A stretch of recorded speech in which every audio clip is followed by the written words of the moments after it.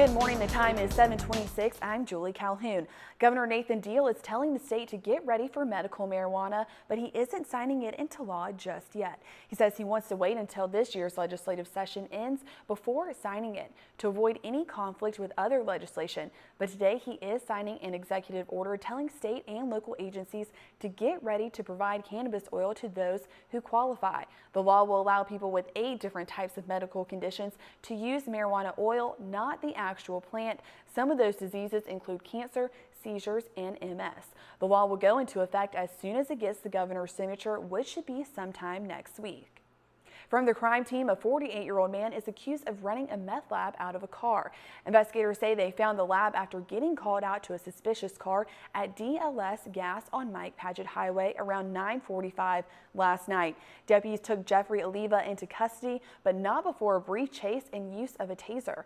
Oliva is charged with manufacturing and obstruction. Continuing coverage this morning into an accident on Highway 17 South that killed a 21-year-old woman. The McDuffie County coroner identifies the victim as Precious Pearson.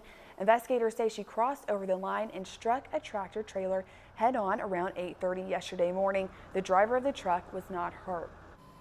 Gordon Highway near Peach Orchard Road is now clear. Richmond County deputies were out investigating an overturned vehicle there just a few hours ago. It blocked the road for about an hour and a half, but dispatch tells us no one was hurt. A power line was knocked down and there was Georgia Power crews on the scene. Now let's head over to meteorologist Tim Strong with a look at our forecast for today. Tim, how are we looking? Highway Patrol needs help finding an 18-wheeler involved in the deadly hit and run on I-20 in Aiken County. They're looking for a tractor trailer like this one. The trailer possibly white or another light color. Officers say there may be no visible damage to the truck. Officers say Carl Polite Jr. was killed Friday night after he rear-ended another car, which caused his car to flip. He was thrown from the car and hit by the tractor trailer. A developing story: crews say commercial jet is pulverized after crashes into the French Alps. 150 people are feared dead. Tina Cross explains why the search process may be a difficult one. Authorities say the jetliner crashed in the mountains in a remote area of the French Alps. The Germanwings Airbus was carrying 150 people from Barcelona to Dusseldorf, Germany. Search and rescue teams are headed to the site. C'est une tragédie. But French President Francois Hollande. Officials say the airliner crashed after making an 8-minute descent. They are still trying to determine whether there was a distress call.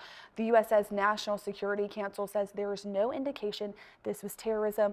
The White House says American officials have offered assistance. The Payne College campus is operating as normal today after a report of a student with a gun on campus yesterday. School officials say 2 students were in an argument about basketball last night when witnesses say one suspect had a gun. The campus was put on lockdown. Deputies located the suspect, but they say no weapon was found. A miracle in the making at Children's Hospital 4, to be exact. A mom and her quadruplets were born at the hospital this weekend, and News 12 is going to meet with them later today and find out about the mother's experience. Hear from the mother of 4 on News 12 first at 5 and News 12 at 6 o'clock later today. And plans to move forward with the demolition of the historic Wilson House in Harlem are approved. The Harlem City Council voted last night to start accepting bids for crews to tear down the house. The house will be replaced by a new Columbia County Public Library. The city manager says demolition is expected to start in about a month or so. Also in Harlem, a new police chief is getting the offer as the new city police chief today. The city voted last night to pick Chuck Meadows for the job, and now they just need his confirmation. Meadows has 20 years of experience in law enforcement, and he says he has finally reached his goal, and now he just has to figure out what to do next. Just one of those things where I'm about to get in and you know, see which direction I want to go and you know, figure out how we're going to get there. Meadows says he's going to accept it and that it's been a long time coming. He served as interim chief during turnovers in the past, and Meadows will be the city's 5th police chief in the past 6 years, but he says he's in it for the long haul. He's replacing Gary Jones, who left the department in November.